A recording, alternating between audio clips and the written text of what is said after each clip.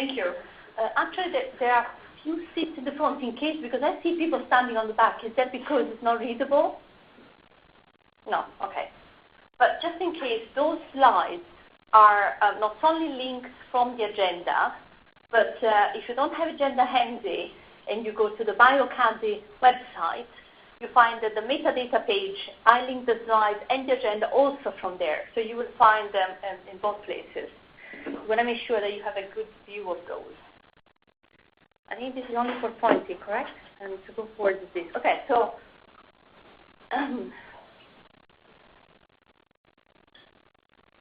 okay, not moving. I've done something wrong. Hold on. Sorry. I moved to the ready talk. Oh, okay. I wanted to go to the next slide, but it didn't.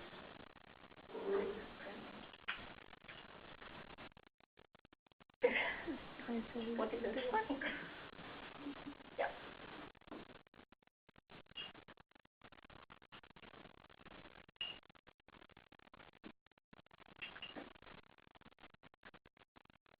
It's actually showing.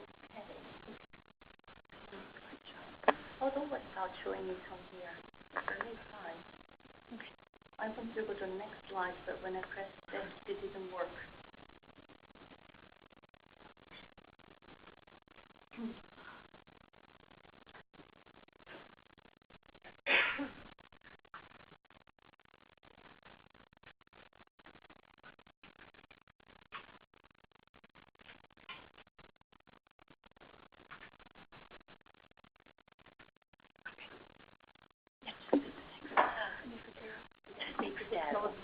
Thank you.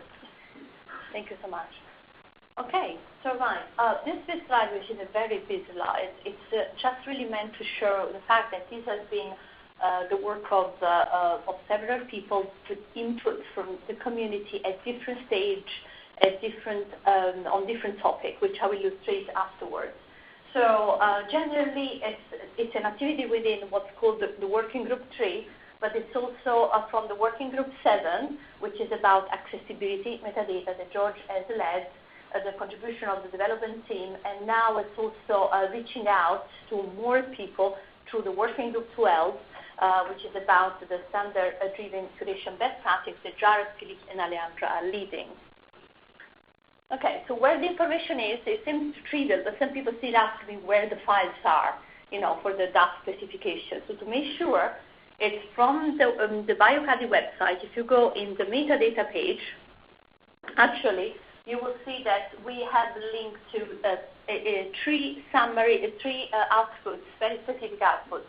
The first one links us to where the specification is with the examples and the serialization and the model and etc. And we have made sure that those information is available at Google Documents in the GitHub repository where everything is tracked and people can log in and send feedback and etc. and also through Zenodo. So, you can choose the one you like more to also provide comments. We also made a link to the papers because we now have a bioCADDIE/DataMed paper accepted in Nature Genetics. And we have a sister paper which describes DATS development and use and implementation and adoption into scientific data, which is also a journal part of the Springer Nature. You can access the preprint because the paper has been accepted, but the accepted version is not very different from the preprint. So you get from the preprint a good level of information. And then also now you have a link to those slides, which I'm sharing, and to the working group. So everything is all from the website. So I created this somehow timeline because I think before we delve into what DATS is, what elements DATS has and what element DATS doesn't have, I think it's important to explain how it was developed. Some of you know, some of you actually don't. So this is a timeline showing from March 2015 to today, so 2 years after, okay, all the work that has been done. On the top side, I will put somehow what the bioCADDIE team has done, the activity, what we have done. And on the bottom part, some of the engagement and key points where we have engaged with the different community and the feedback we have received. I'm not going to list every single individual because it's impossible, but it gives you an idea of the work. This is not just an engineering work, model engineering. This is really also social engineering, I was telling Nancy, because you need to get the people buying step by step. On the other side, you also know that you need to create a straw man, because otherwise if you have put 12 people in the room, you will have 12 different models. Nevertheless, that's always the same problem. Okay, so how we did that? We did them somehow in a couple of phases. We had the first phase, which was about designing and developing a straw man, something. Then we had a second phase where we evaluated through the DataMed implementation, so through the core development team of DataMed, but also working with other people who were also exporting into that, indexing DataMed. And then now somehow we are in what we call phase 3, where we are iteratively refining the model, but somehow we are going to get to the point of consolidating the model and write documentation, because everybody asks us, are you changing the model once more? People are not keen to implement something if that things continue to evolve and continue to be modified and etc. So you need to get to a phase where it's stable enough. So let's go now in a little bit of detail on what's happened to those phases. In the first phases, there was a lot of use case collection. So George led this activity, ran a workshop in 2015, where we collected questions, scenarios from the NIH, from the community, to Force 11, via web form. We advertised widely, and people submitted all these questions. These questions got classified, organized, and from these questions, Philippe and Mary Bartigan, especially from George's team, extracted what we call competency questions. So we classify all those scenarios to find the key metadata that could then form the metadata specification. Okay, I'm not going into much detail because I will go over a little bit later. So Philippe and Alejandra in particular start taking this metadata and then start developing the model, not just from the competency question, but also by doing a lot of mapping. So they went into existing repository, took the schema that those repositories use, and start aligning it and comparing it to see what is the common metadata element that those repositories use, that they have in common. It was the combination of these questions versus the alignment of the schema that then enabled them to create a straw man of this metadata specification. Okay, again, I'll go in this in the 2 steps a little bit later in a couple of slides. And this is how in August 2015, the first specification was released with a JSON schema with examples as well. And as you can see, in the meantime, we worked to create the working group tree. The working group tree is the group with external experts, metadata experts, especially a knowledge engineer, that helped us to review the straw man, provide feedback, and helping refining it. Okay, so things went at the same time. As you can see, the work happened with bioCADDIE and outside with the community. It's also important to say that we came up with the name DATS just in December. So the first specification was called the metadata specification.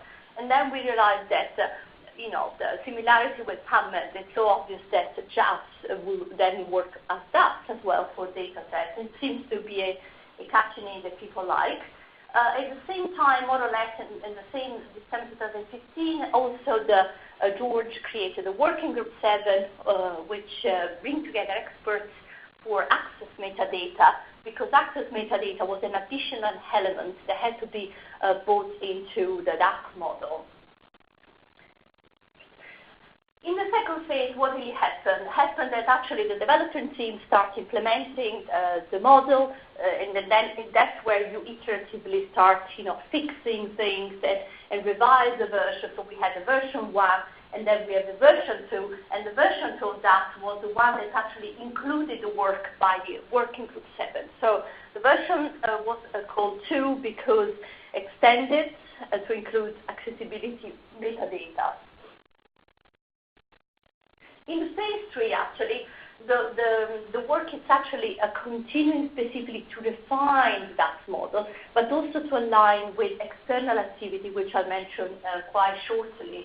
The version 2.1 of DATS includes also the schema.org JSON-LD, and the work with schema.org actually started early, but that's when it was released, and you have examples as well. At the same time, the Working Group 12, the one that Jared, Philippe, and Alejandra chaired to outreach the people, also started to work.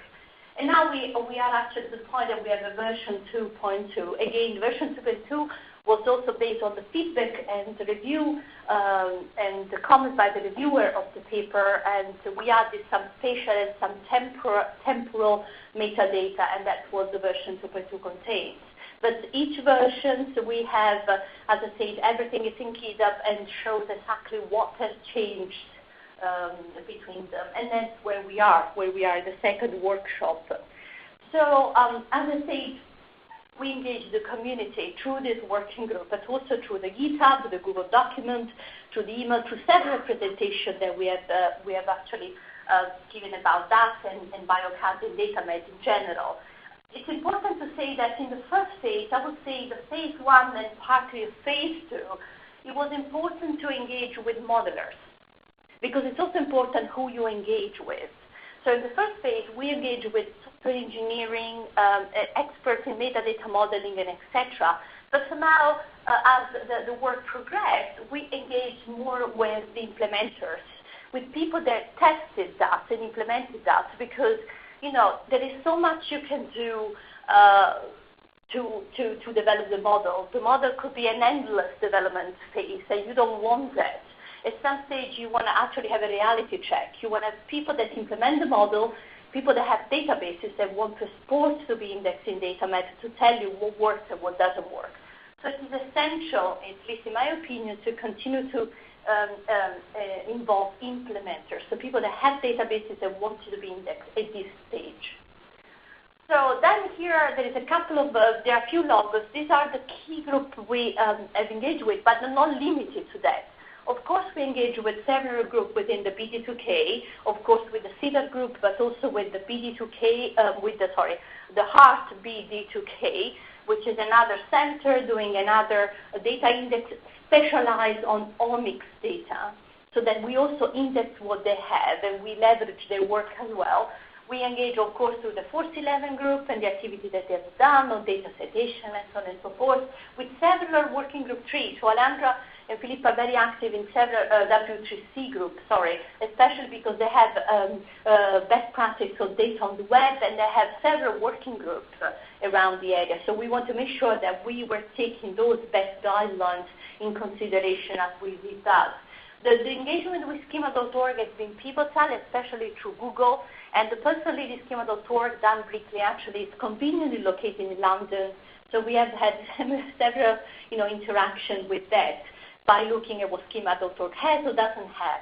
And with engagement also through the Elixir working group in Europe that we are part of as well, we are working to extend schema.org with other groups in the life sciences under an umbrella called bioschemas.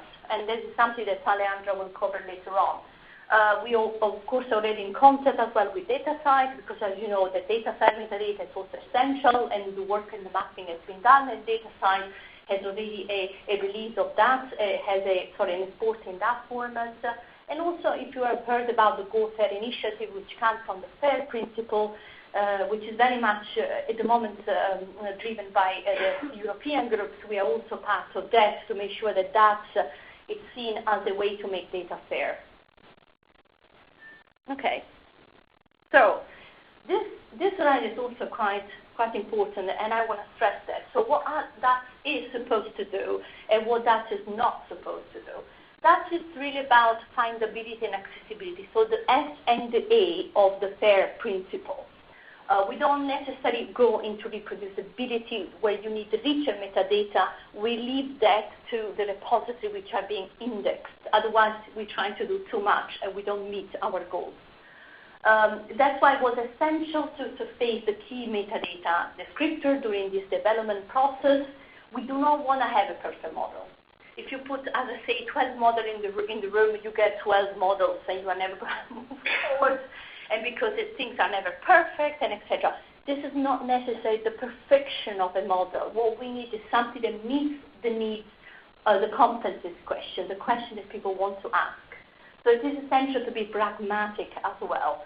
And we don't want to just keywords. So we don't want to be as simple as having just a list of keywords, but not to have a super complex model. But nevertheless, we aim to have maximum coverage of the use cases, the questions, with a minimal number of metadata elements. Okay, so the development in a nutshell, as I said before, I think I want to reiterate one more, give you some graphics here. So practically, Alejandra and Philippe worked on two approaches. The use cases, once they were collected by John with Mary, we went through classifying them. We went to the color coding, represented distraction, represented the identification of the key metadata element that you need to be able to answer to sign for questions.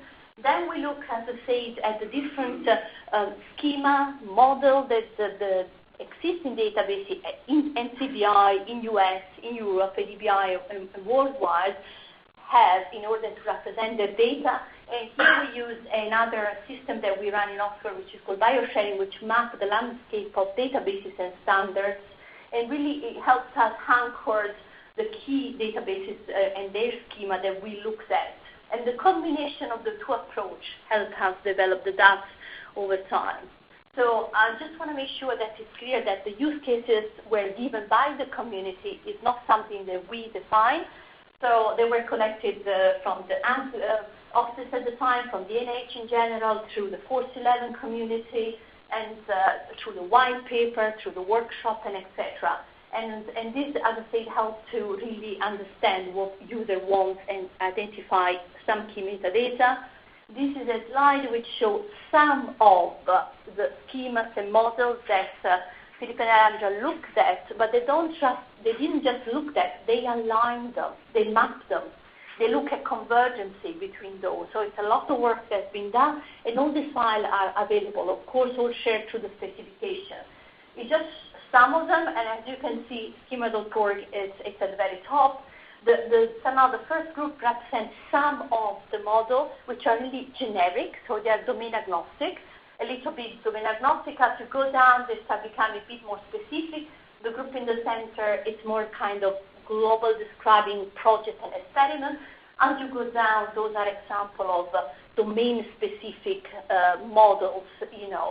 Minimal, it's the one from Geo, as you know. The Pride ML, it's the model underpinning the proteomics database, ADBI, etc. So here we start to look also at domain-specific models.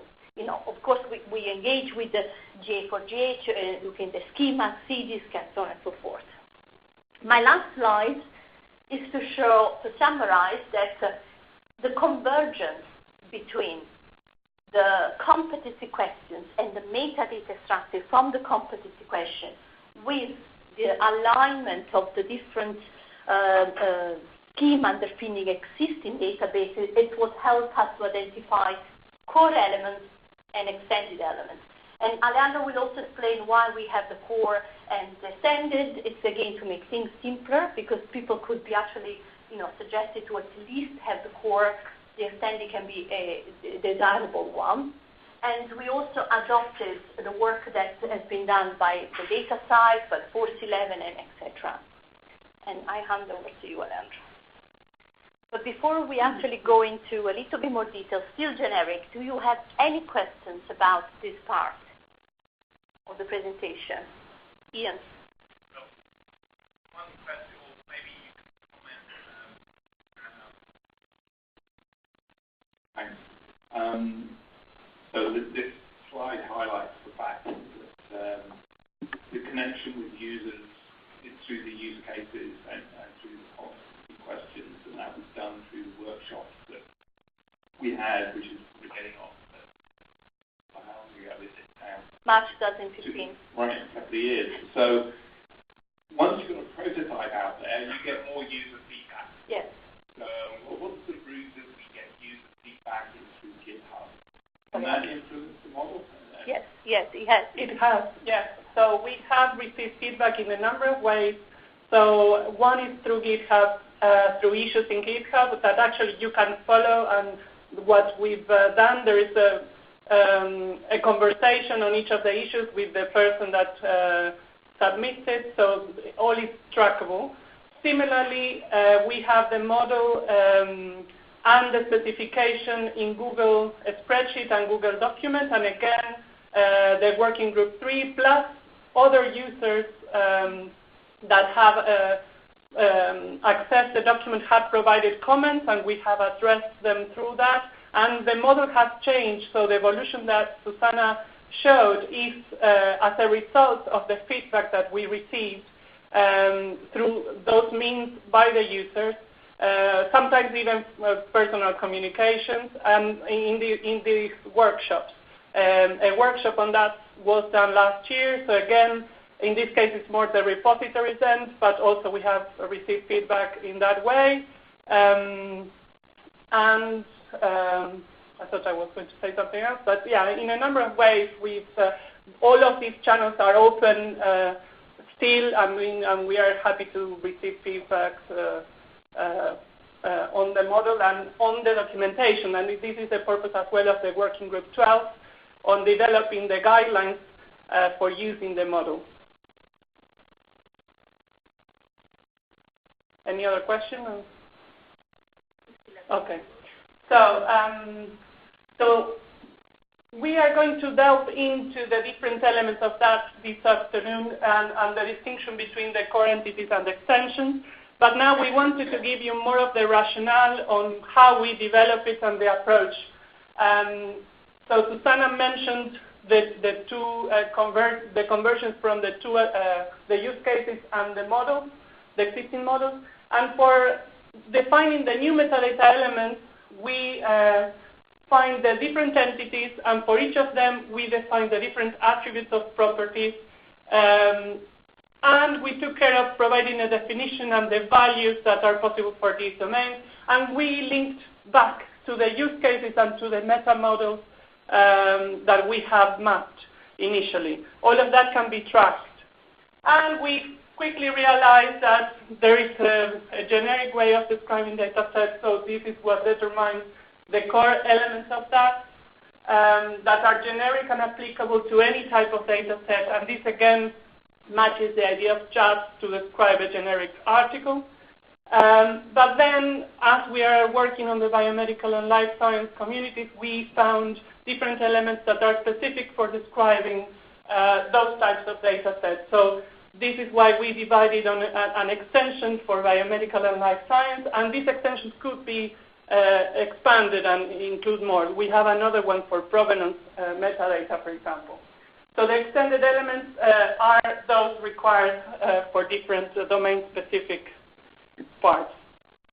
Something we want to emphasize is that we identify the entities, but none of them are mandatory. So for describing a data set, each repository will see what information is relevant. If the data set has a license, then the licensed entity will be included. If that hasn't been stated, then it won't be provided. And once one entity is provided, for example, license, we only required a few mandatory attributes of them. So that's also important. So the model, although if you open up the spreadsheet, or we will show you all the connections, it looks like a large model, but people could use the bits and pieces that are relevant for their data repository. So another important thing is what we consider a data set and the unit of information. And this is, again, may change repository to repository, what different people consider what is a data set. But the main thing that we wanted to take into account is to represent in that two types of data sets. One being the archive experimental data sets that some databases like G or dbGaP have, that once they are submitted, they are not altered after deposition.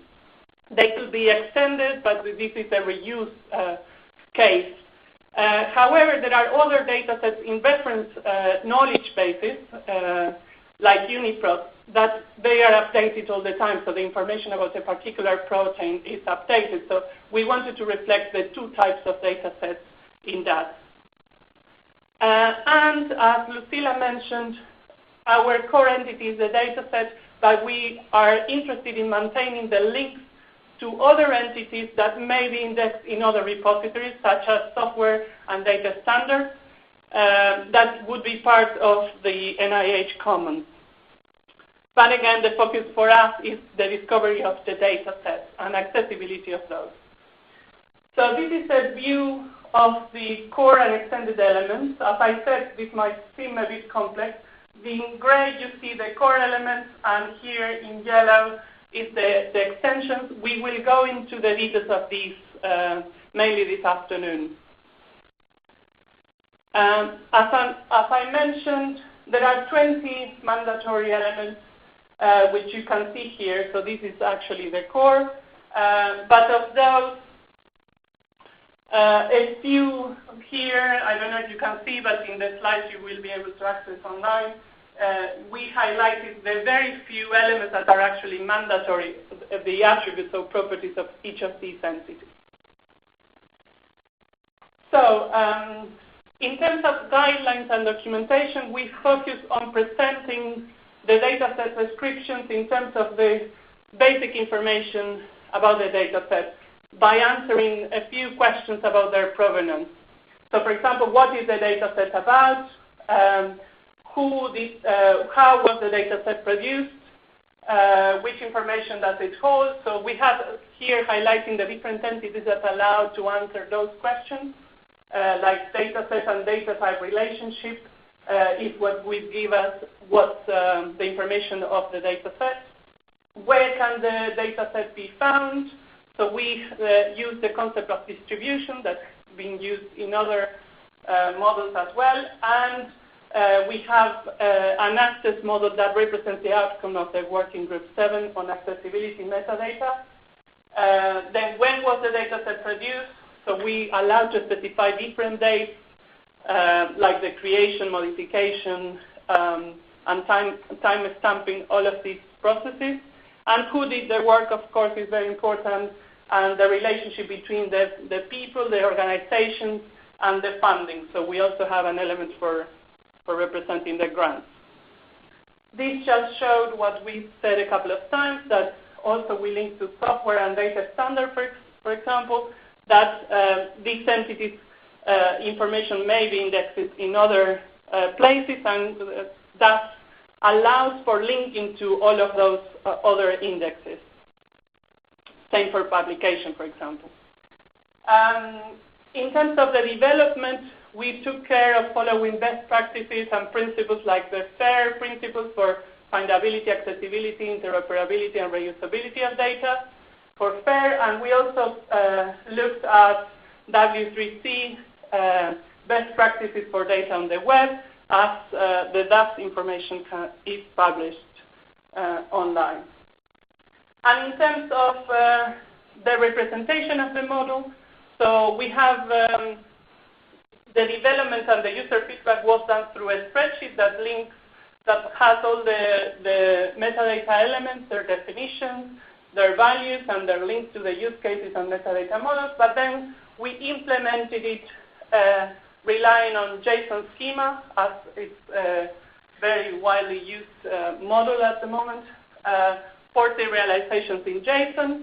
And as we said, we also support JSON LD, so for linked data, where the annotations or the vocabulary comes from a schema.org. So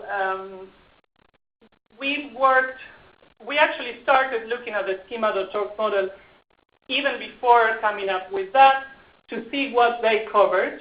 And after that was developed based on the use cases and the conversions with the other existing metadata models, we came back to schema.org and made an analysis of the gaps available. And we are working with them into addressing some of those gaps.